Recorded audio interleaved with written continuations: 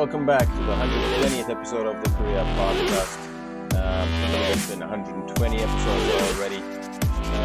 The Korea podcast is on the Korean podcast. I talk about anything and everything related to working and living in South Korea, and anything else around the peninsula. Today is the 28th of June, a very, very hot day once again in my kingdom of manhood. The Living Korea podcast is the only live podcast broadcast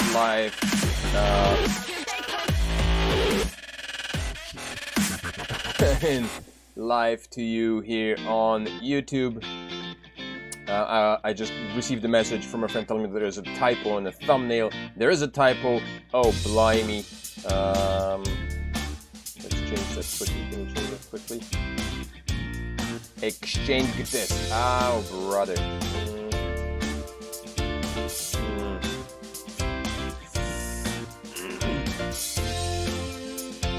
Whatever. We'll change it later. We'll change that later. Okay, no problem.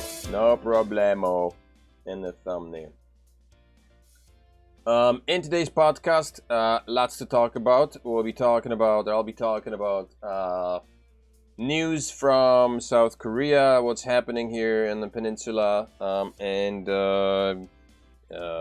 finances, some educational stuff, and cryptocurrencies. Welcome, hodlers. Welcome everybody who's listening in, who's living in South Korea, or is interested in South Korea. Welcome to all. Welcome one. Welcome all. Yoobity-doo.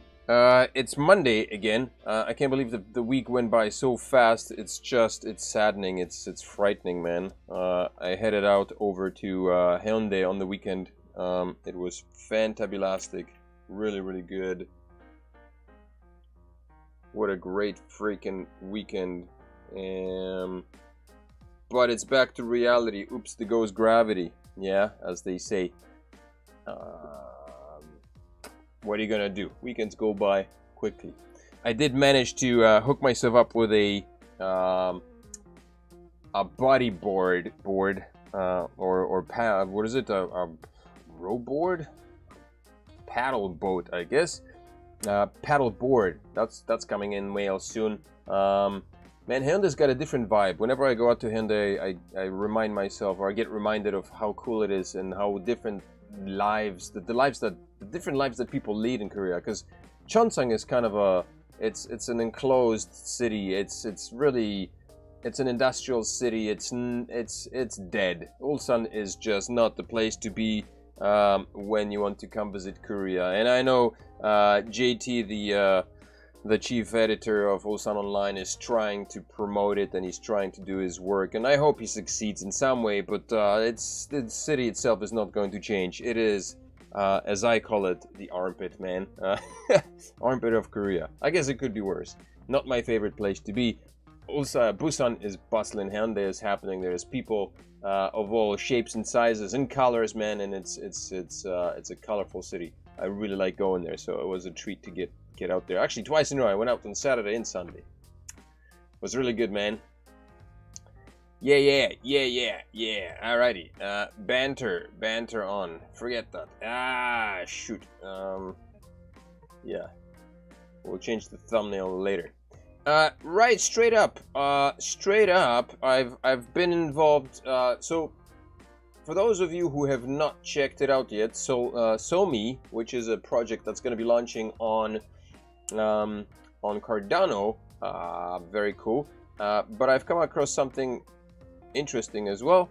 Another cool crypto project, which is PreSearch engine, and basically PreSearch engine rewards its users for searches. Check it out. See right here. There's my so basically you get 25 for signing up, 25 free to once you sign up. Actually, I'm such a goof. I've never thought about reflink. There is a reflink somewhere.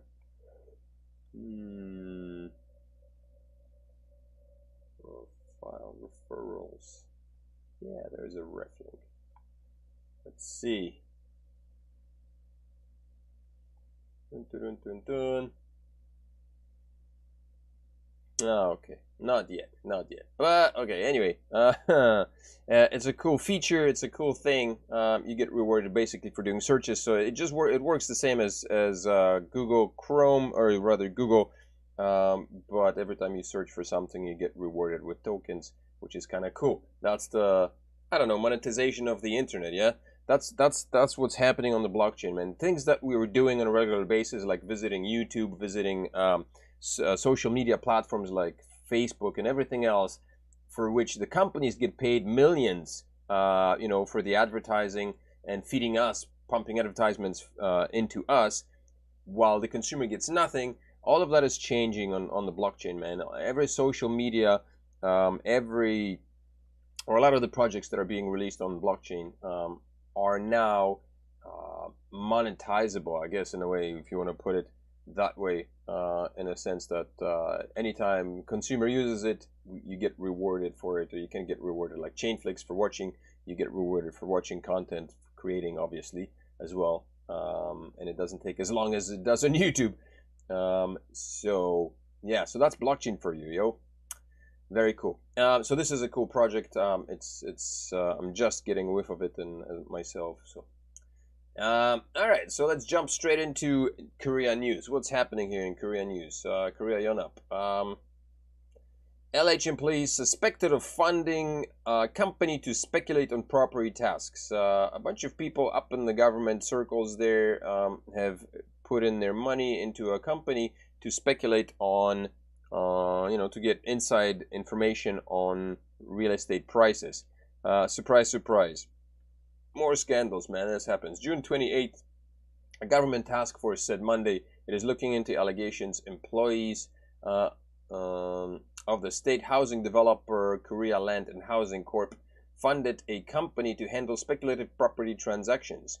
Nam Gu-jeon, the task force chief, told reporters that several dozen people, including LH employees, their relatives and acquaintances, are suspected of taking part in the scheme. Basically, people on the know-how and having connections are taking advantage of the system and trying to make a buck. Nothing new. It happens like on a regular basis in Korea. It's just sad to see all the time, and this happens all around real estate, education. That's why I had a very interesting conversation today with one of my students, man, about education in South Korea, which is we'll touch upon shortly.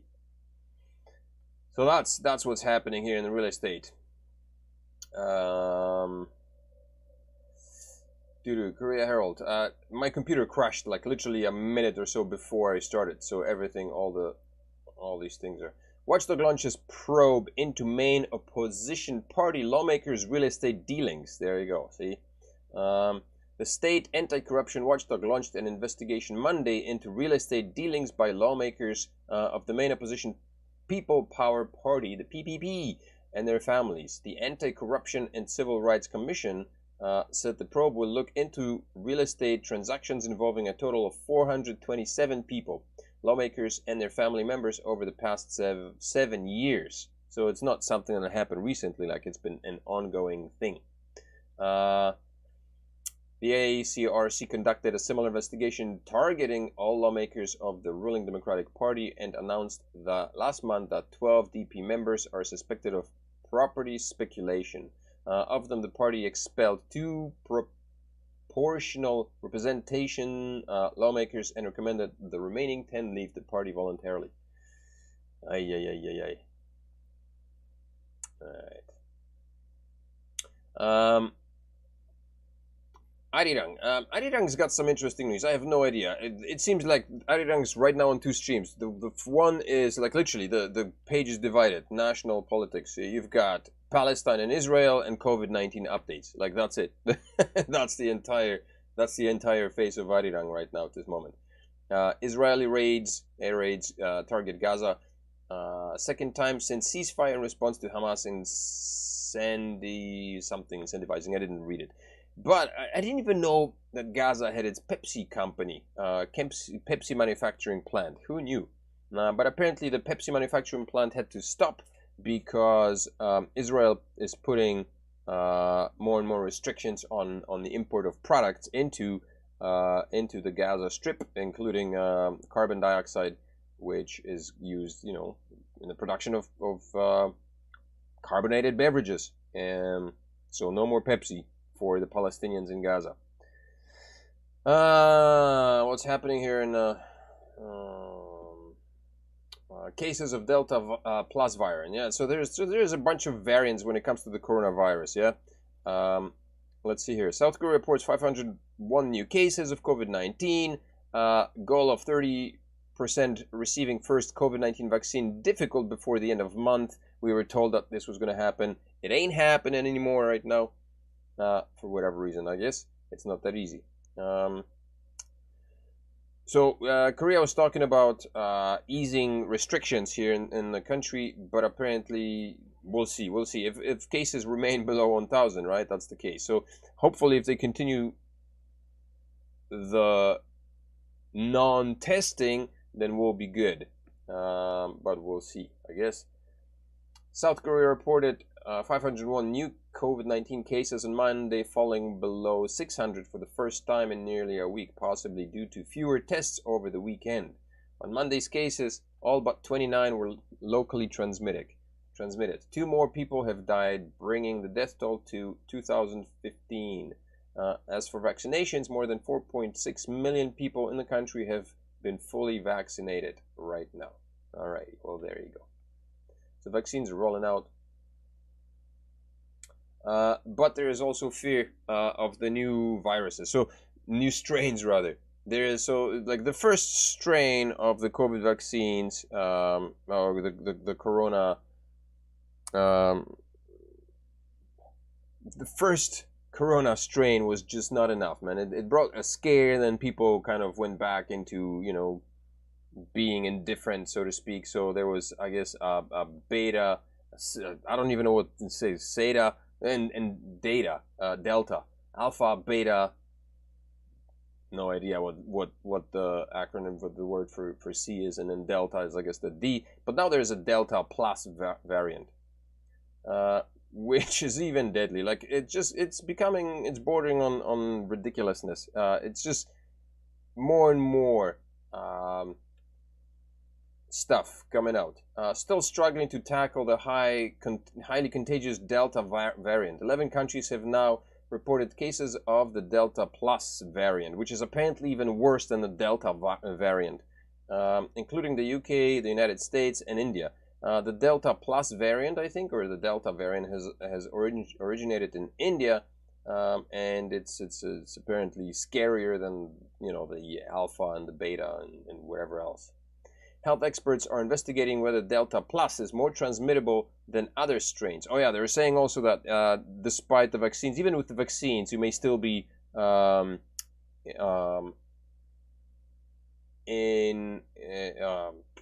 may still be able to transmit the disease, transmit the virus, despite the fact that you have a vaccine. So makes you wonder, like, what is the point of a vaccine? Maybe you need to have another one for the Delta Plus variant, which is probably what's going to happen. We'll get to like Gamma variants, and people just be taking vaccines on a regular basis every single goddamn month just to keep up with all the variants coming out. It's ridiculous. The Delta Plus variant, first detected in India, has been reported at least 51 cases in 12 states in India. 4 deaths have also been reported in India due to the Delta Plus variant after registering the first related death on Saturday.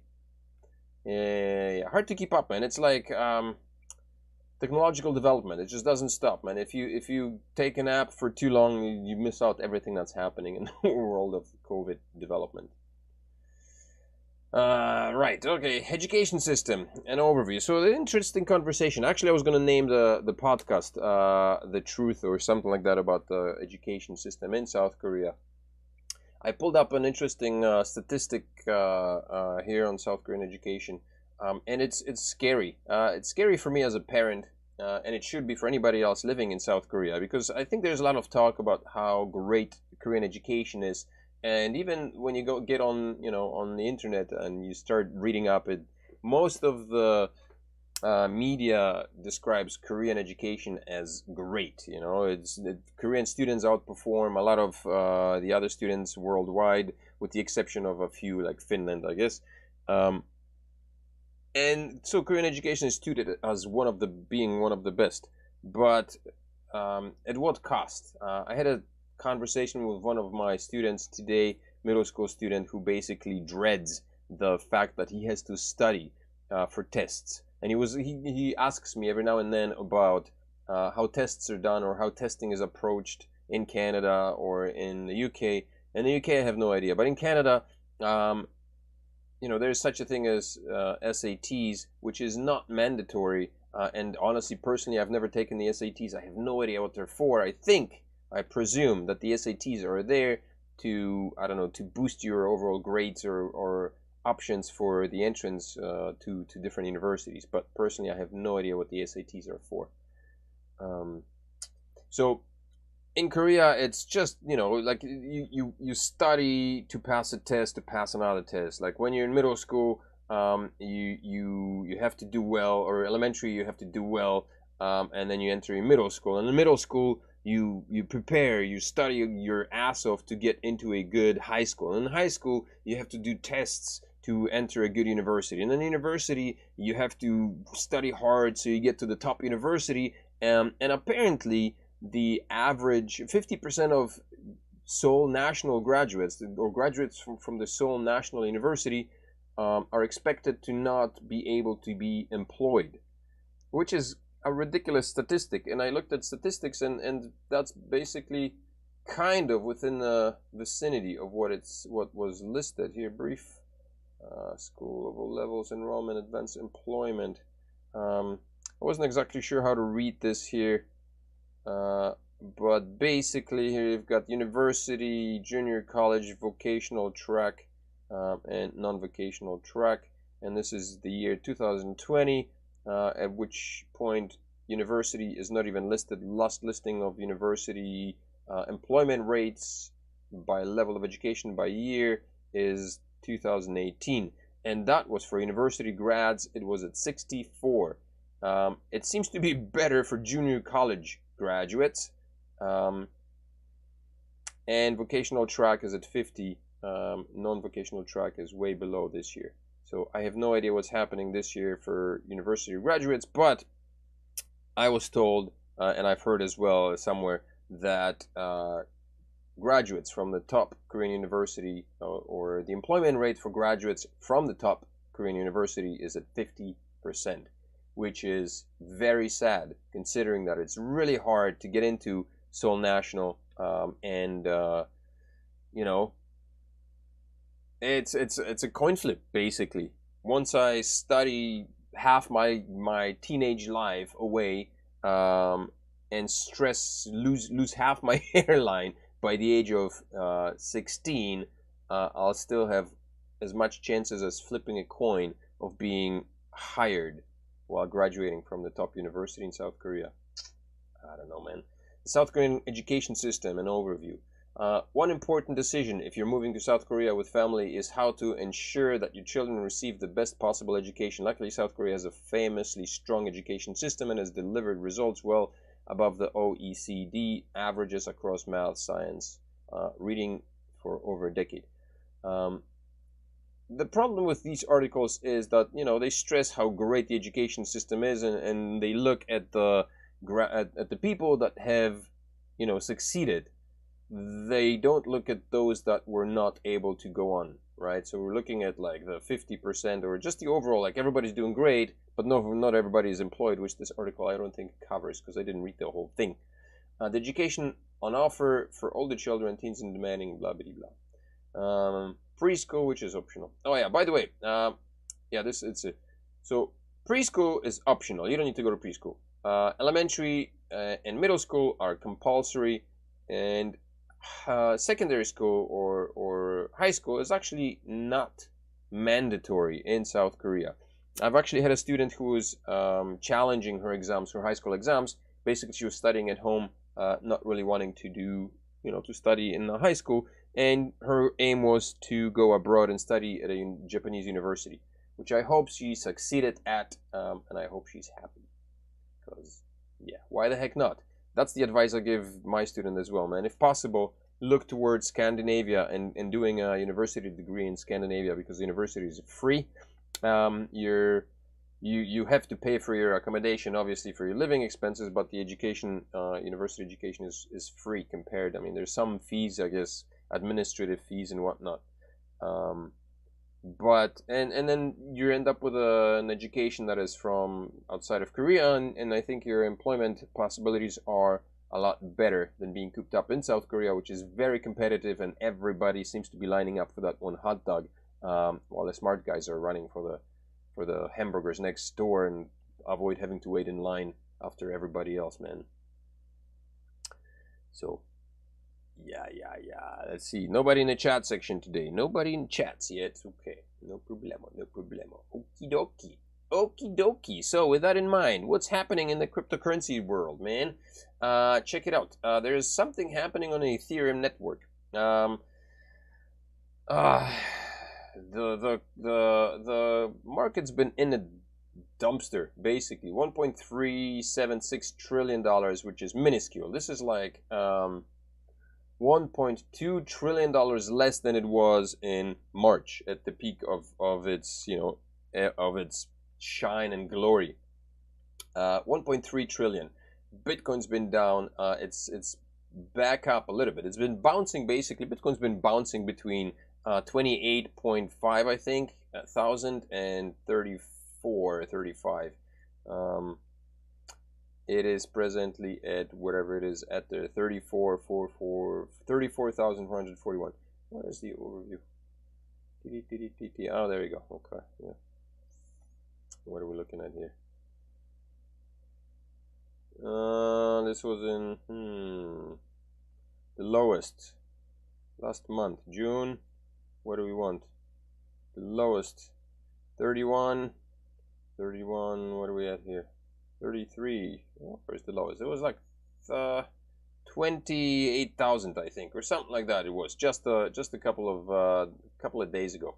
So it's back up to 34. Ethereum pumped today all the way to, where are we? Panther swap? Oh my goodness. Okay, Ethereum pumped up to 2,000. It jumped up. Like, Ethereum is doing well, and part of the reason for why Ethereum is doing so well is this news, I believe here. Ethereum looks to retake 2K days before London hard fork. Big breakout ahead.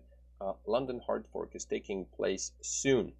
The world's second largest cryptocurrency also surged in tandem with positively correlated Bitcoin and flagship digital asset. BitBoy was talking about the decoupling, and I think he made some videos about Ethereum separating itself from Bitcoin, because up until now, like, Bitcoin moves a little bit, and the entire cryptocurrency market pumps or dumps depending on which way Bitcoin moves, right? So Bitcoin's got a very it's pretty powerful. It's got a lot of oomph. It can move the market easily. But so BitBoy, I think, made a video talking about the decoupling of Ethereum and Bitcoin, and Ethereum is supposed to be somehow enter its own class. Oh yeah, if this is your first time to the Live in Korea podcast, then make sure to smash up the likes. Don't forget to do that. If it isn't, and then smash up the likes anyway. If you smashed the likes down, then to you. And yeah, if you're watching this video on rerun, then make sure to subscribe and smash up the likes as well. Alrighty, what's happening here? Okay, so ETH prices reclaimed 2,000 on Monday, increasing expectations that the latest rebound would serve as a cue for further upside moves based on bullish fundamental and technical outlooks. The world's second largest cryptocurrency by market capitalization surged up to 4.96% to 2,000 ahead of the London opening bell. Its gains appeared as part of the blah blah blah. Doesn't matter. When is the hard fork happening? I have no idea. It's supposed to be happening sometime soon. London hard fork. More upside to tailwinds in the Ethereum market came in the wake of its major protocol upgrade in July, dubbed as the London hard fork. The upgrade expects to transform Ethereum from an energy-intensive proof-work network to a speedier, eco-friendly proof of stake. So towards the end of July, things are supposed to change, pick up for Ethereum. So that's, I think, partially why Ethereum is pumping. It's look at that, 9% up. I think there's a lot of institutional investors coming in and buying up Ethereum, because when that puppy pumps, or in expectations for it to pump. So yeah, hodl your Ethereum, folks. London hard fork. South Korea. What's happening in South Korea, yo? South Korea officials seize 47 million in crypto due to unpaid taxes. I think I read an article on that just last week as well. But South Korea seizes nearly 50 million in cryptocurrency from 12,000 people who are accused of tax evasion. Yikes. According to a recent report by the Financial Times, South Korea has come down hard on citizens who used crypto to help them evade taxes. The seizures come as a result of a probe in what Korean officials are calling the biggest I just had to check the sound. I didn't check it since the beginning of the podcast. So the seizures come as a result of a probe in what Korean officials are calling the biggest crypto seizure for back taxes in the country's history. The probe, according to officials from the Gyeonggi province government, ran for a number of months and focused on traders hiding money to avoid taxes in one of the world's most active cryptocurrency markets. 150,000 citizens, and were the combination of measures clamping down on tax evasion. Tax evasion. How dare you evade the taxes? You got to pay the taxes, folks. Don't be evading that stuff, man. On Binance getting a beating recently. It just adds more to the FUD. But Binance listed Clayton, which is, when was this article published?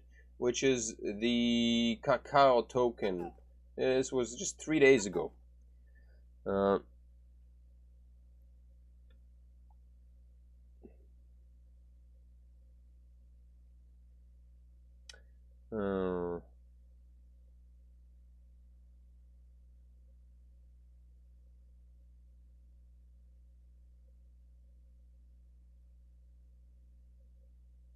Yeah. Just the other day, Clayton was listed on Binance, and yeah, Binance is taking a beating. There's a lot of stuff happening. What is this here from a fellow cryptomaniac? Something big is happening. Something big is happening. Some weak top regulators from UK, Canada, and Japan issue warnings about Binance. We see the largest net inflow of Tether ever, 2.1 billion. And that means what? I have no idea. But Clayton's out on Binance. What else is happening on Binance? Yeah, so basically, Binance, we'll get to Binance. South Korea points to crypto regulation efforts after calls for watchdog to quit. What's happening? South Korea's presidential office has reacted defensively to a petition calling for a chief of the country's main finance sector regulator to step down over comments he made about cryptocurrencies. I think that refers to the comments he made about how crypto was very speculative and it wasn't something that you should be putting your money into. Yeah. Financial Services Commissions address national government heading in the wrong direction. Young Koreans were heading in the wrong direction by investing in crypto, and that they needed guidance. Of course, like the governments and all these banks. This is another conversation I had with a student of mine. Governments and banks are run by old dudes, and I mean, like, 60 and up. That's what I'm talking about. Sometimes he's a little bit younger than that. But these fellas have been around, you know, through possibly the Korean War, the famine that came right after, and so they know a lot about life, but they know jack shit about cryptocurrencies and blockchain and a lot of stuff that is over or that is past the traditional investment or past the traditional financial markets. Young people like myself, 46 is still young, who have not studied finances, know very little and are struggling right now. So how do you expect people like that, who, you know, to know anything? Which is the reason why I think people like, what's his face? Warren Buffett, you know, like obviously he's got nothing to say about Bitcoin and cryptocurrencies because he doesn't know anything. Like, why would anybody rely on what a man his age has to say about a technology that is light years ahead of his lifetime, you know? So, right. So, like, you know, young Koreans are heading in the wrong direction. Why? Because they are facing a possibility of actually making huge gains and you know, freeing themselves from the slavery of this monotonous lifestyle in Korea that the system is trying to create, you know, the worker drone mindset that the system is trying to create. And everybody's promoting it. That's why the education system sucks, and that's why it's so difficult, man, to get in, to get ahead. The following day, a member of the public filed a petition calling for the FSC chief to resign, accusing him of being unaware of the difficulties faced by the younger generation. And lambasting the government for being unprepared for the innovations of blockchain and cryptocurrencies. Precisely my point. That's exactly what's happening. So people are asking for this guy to step down because he's just old school, and you know, he may be a nice guy, but he's clueless. So get out, bud. Britain bans Binance UK, but users continue business on crypto exchange. There you go. So UK banned it, so that's what I mean, man. Binance is getting beat down.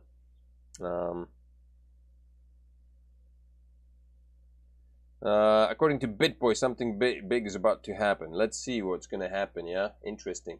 The UK's Financial Conduct Authority has announced that Binance Market Limited is not currently permitted to undertake any regulated activities without the prior written consent of the FCA. Outlining the restrictions on activities for Binance, the FCA stated that by the close of business on June 30th, Binance, the world's largest cryptocurrency exchange, must prominently display on its website and all its other communications and social media channels the following notice. Binance Markets Limited is not permitted to undertake any regulated activity in the UK. Due to the imposition of requirements by the FCA, Binance Markets Limited is not currently permitted to undertake any regulated activities without the prior written consent of the FCA. No other entity in the Binance Group holds any form of UK authorization, registration, or license to conduct regulatory activities in the UK. So yeah, basically Binance is temporarily booted out of England. As sad as that sounds, I think that just opens up a lot of room for other cryptocurrency exchanges, which is, you know, bad for Binance, but I'm sure it's pretty good for other crypto exchanges. And possibly, who knows, maybe the reason why this is happening is to steer away from Binance and allow room for local cryptocurrency exchanges to explode. Maybe that's what's going to happen. That's the big thing that's happening, man. Binance response to Binance response to UK exchange service restrictions. Let's see. Binance offered a series of tweets responding to the UK FCA after the latter sent a notice to the exchange saying that it was not permitted to carry out regulated operations in the country. In a series of tweets published on June 28, which is today, Binance responded to a recent statement from the UK United Kingdom's Financial Conduct Authority. The regulator earlier this week asserted that Binance Markets Limited was not permitted to conduct regulatory operations in the UK. Okay, we got that. What did they say? Binance also offers a conciliatory note in saying that it takes a collaborative approach to working with regulators and that it takes regulation seriously. I'm basically trying to, you know, backtrack, or not backtrack, but save its ass and be like, hey man, I'll be good, I'll be good. More in Korea. South Korean exchanges delist more altcoins to meet banking requirements. The regulators in South Korea are pushing hard for crypto exchanges here locally to register with banks, and banks refuse. Unless banks refuse unless the crypto exchanges delist a bunch of tokens that the banks or regulators see as unfit to be in the crypto space, or dangerous, I guess, or risky investments. According to Tuesday report by a local media outlet, South Korean exchanges are taking these steps to strengthen their chances of partnering with banks that offer real name accounts for their virtual clients. This new development comes just a few weeks after the country's authorities demanded that crypto exchanges should report their activities to the South Korean Financial Intelligence Unit. Warning against altcoins. Earlier in May, the Korean government began to look into the rapidly growing number of altcoins on the various crypto exchanges in the country. According to previous report, the authorities showed deep concern over the trading of hundreds of altcoins with little to no value. I agree, man. There's a lot of garbage out there, and man, if you can stay away from that crap, stick to your top 10 Ethereum, Bitcoin. Definitely ADA, peeps. Stick to your ADAs, man. New crypto mining hotspots emerge. Korea crypto controversy. So basically, new crypto mining hotspots emerge following China clampdown. China has clamped down on crypto mining. A lot of Bitcoin miners are escaping because they can't mine crypto in China anymore, and it seems like a lot of them turning to Kazakhstan, North America, which is I guess Canada or maybe Alaska, the United States, and there's one more place that they were looking at, which is interesting. But in the meantime, oh yeah, this is still on the, where is it? Oh, okay. So my point, I guess, on this was China is, where's that article? Okay. Digital economy of China growing very fast. This is interesting. I think this is kind of what the explanation that we, or maybe people may be looking for why China is cracking down on cryptocurrency mining. Digital economy of China growing very fast. Apparently, according to this article, digital economy in China makes up approximately 40% of the entire Chinese economy, which is massive. And imagine if that economy is dominated by Bitcoin and people owning Bitcoin and basically being their own self-sufficient banks and not having to rely on the Chinese government's dish outs of its own CBDCs, which they have been doing recently, right? So they banned cryptocurrency mining and they start introducing their own CBDCs, centralized, what the hell do you call them? Digital tokens, yeah? In an effort to basically reinforce their own power in the cryptocurrency space. Because when you have a market that is, 40% makes up 40% of the Chinese economy, that's huge. You want to keep that. If that slips away from your hands, man, then you're doomed. So having its own CBDC at hand, and people, the entire country of China using the government's centralized cryptocurrency rather than Bitcoin or any other cryptocurrency makes a lot more sense for a dictatorship, right? You want to be in control of that. So that's basically the reason for banning Bitcoin mining and any other cryptocurrency in China, because of this, because the need to control it. And I think Alibaba has been experiencing a similar drawback. I think Alibaba was trying to reintroduce a cryptocurrency of its own, or some kind of payment system, and there was a little bit of a backlash coming from the Chinese government, who so far has been kind of supporting Alibaba in a way, the Chinese, the communist, or whatever it is, it's not a China communist government there in China. It's a dictatorship. But they've been, I guess, letting Alibaba do its thing on conditions, obviously, right? They don't really favor, the communist regime does not favor independent wealth. All the wealth needs to be centralized in the power of the government. And if it leaks outside, then that's problematic. So I think Alibaba trying to veer, do its own thing and introduce cryptocurrency payments was a big no-no, because that was interfering with what's happening here. And I think that's my take. I think that's what's happening. China is basically trying to control cryptocurrency, the flow of cryptocurrencies by itself. So it's not banning cryptocurrencies, it's just banning individual cryptocurrencies. It needs to be in control of it. That's why it's the CBDC and not Bitcoin and everything else, and especially not private coins, right?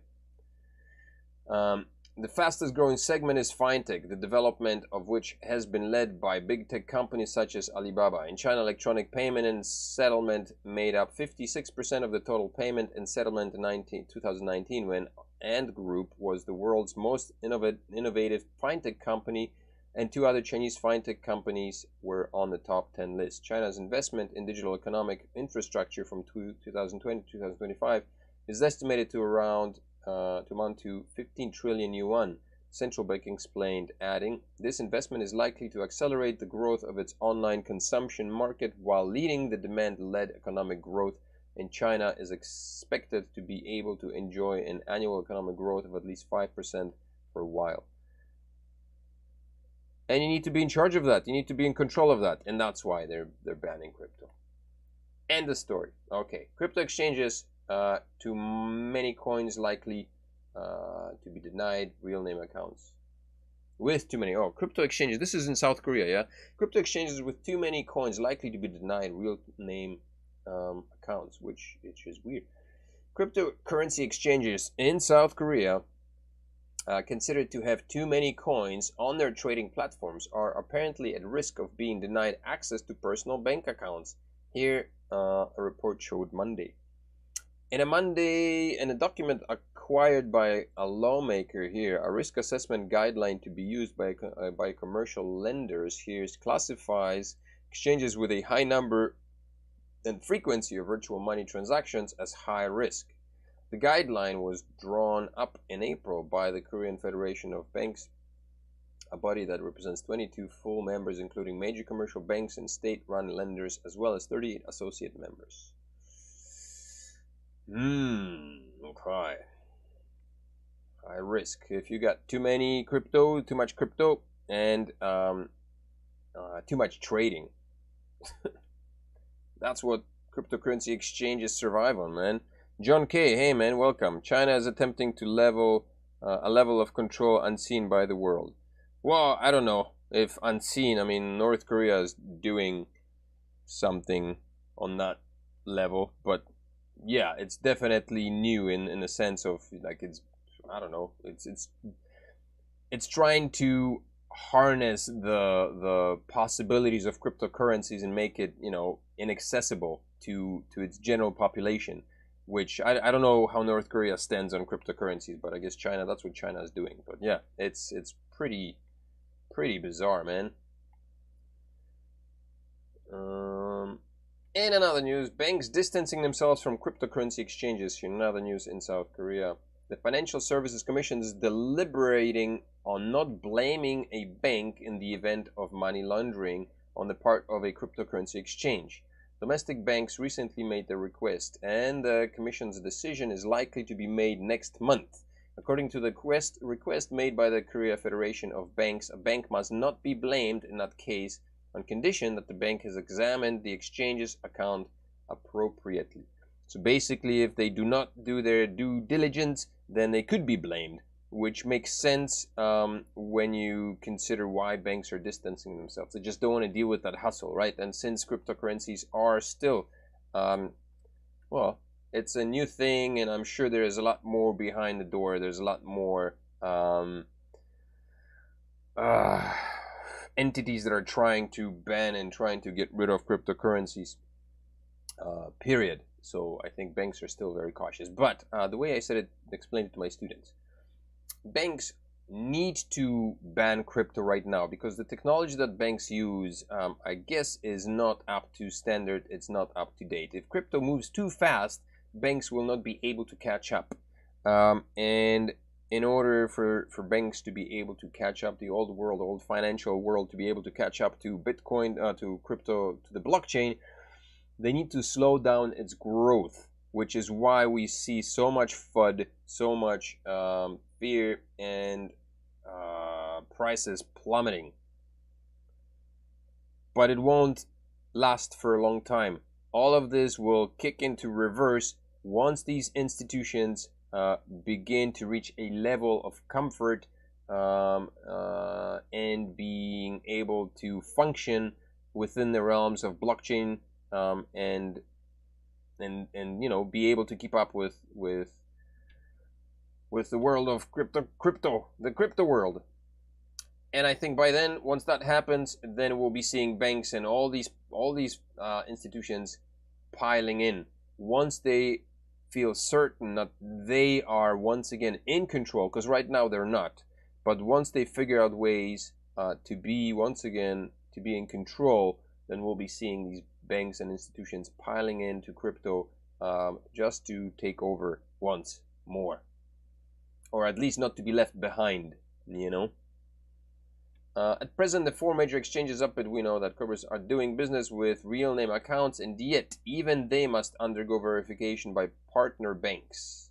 Minor exchanges are having difficulties finding banks to verify themselves. So there you go. That's why stuff's hard. But here's the article that everybody was waiting for, and I know you guys were waiting for this one for like a long time. Okay, cryptocurrency exchanges may sue Korean government. Why, how, where, who? The revised Act on Reporting and Use of Certain Financial Transaction Information is predicted to lead to a shutdown of multiple cryptocurrency exchanges. Under the circumstances, it is predicted that the exchanges will sue the South Korean government. According to the Act, each exchange must submit a document by September 24th, showing that a real name bank account has been given by a bank.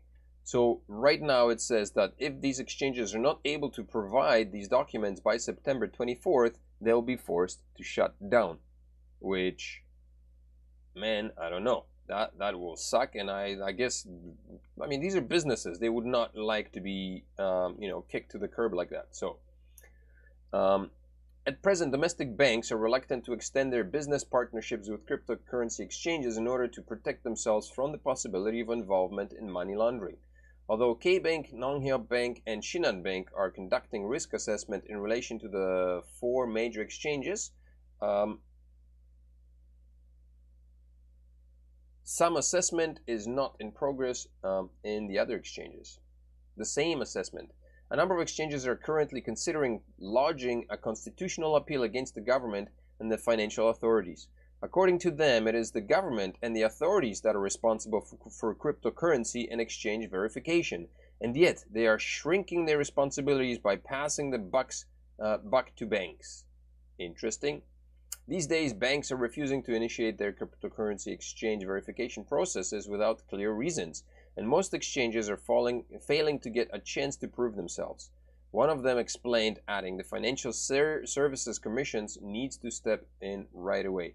And they probably can't, because this place is run by old geezers who have no idea about any blockchain or cryptocurrencies, and so they can't do it. So there. Digital economy growing fast. In China, last article, Cardano hits new milestone, surpassing 64K staking addresses. I don't know how many addresses there are. Cardano ADA staking addresses have hit over 662,000. 50,000 new staking addresses have come in for ADA in the last 3 weeks alone. Data indicates 29 billion in funds have been staked in total, more than 70% of the total supply.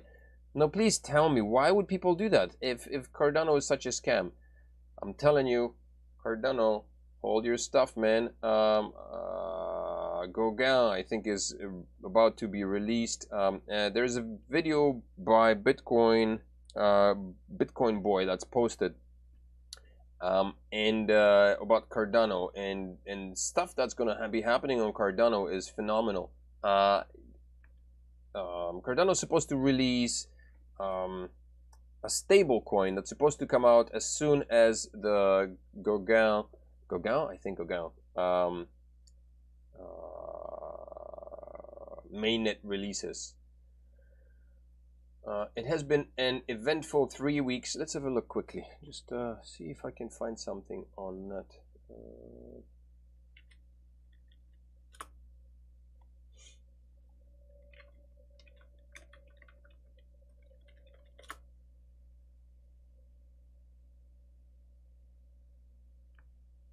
No.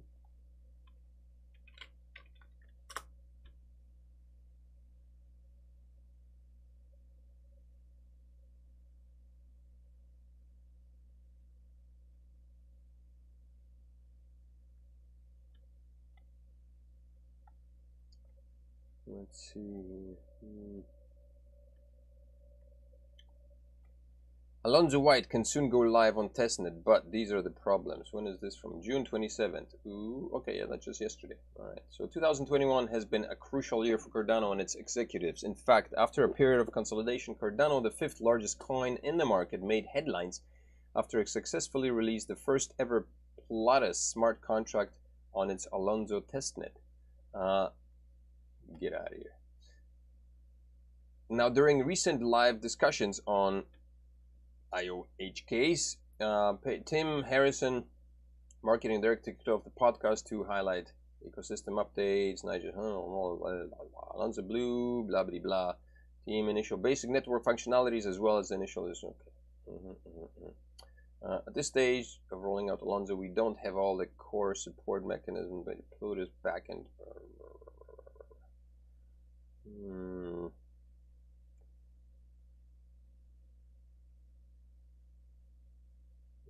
As we move into white, we'll do it into steps that will incorporate the release of the new release of the node and an enhanced CLI with functionality in it that enabled people to calculate the execution unit needed automatically, as well other functionalities that will enable users to develop advanced publications. Okay, I'm just gonna leave it at that. I think that Cardano's got a huge potential. And I simply base that on the number of people that are staking. I mean, this is $29 billion staked on Cardano. This is not a small number. So it's not coming from retail investors, man. This is coming from whales, from people with money who know what's happening, who have, you know, a probably close relationship with what's his name? Jesus. Stephen Hutchinson.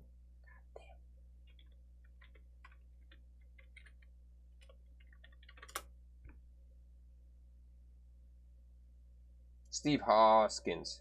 Hiya. No. Such an idiot. Charles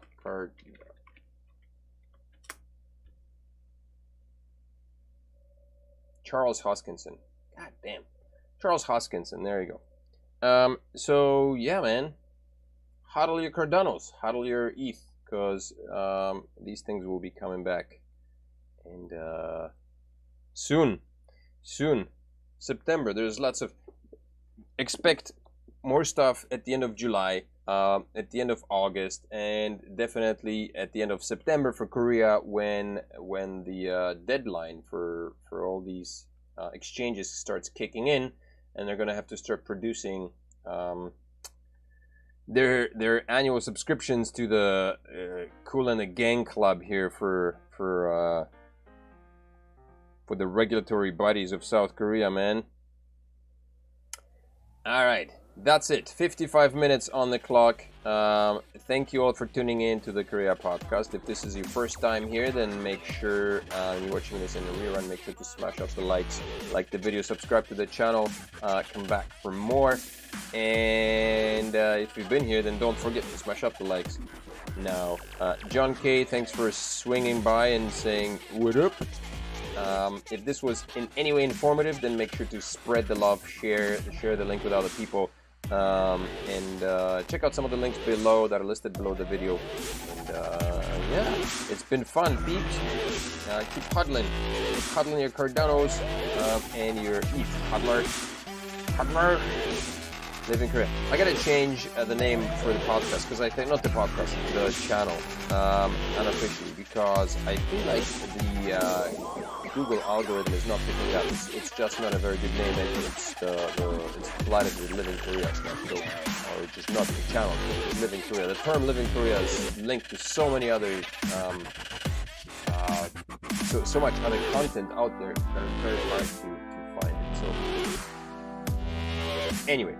It's been fun. 28th of June. I hope you enjoyed the month. This is the last podcast for this month. I'll see you guys all back in July, next Monday on the 5th of July. Have a fantastic evening. Never mind the glitches, the misspellings on the thumbnail. I'll see you in the next one. Bye bye. Have a good night. Ciao.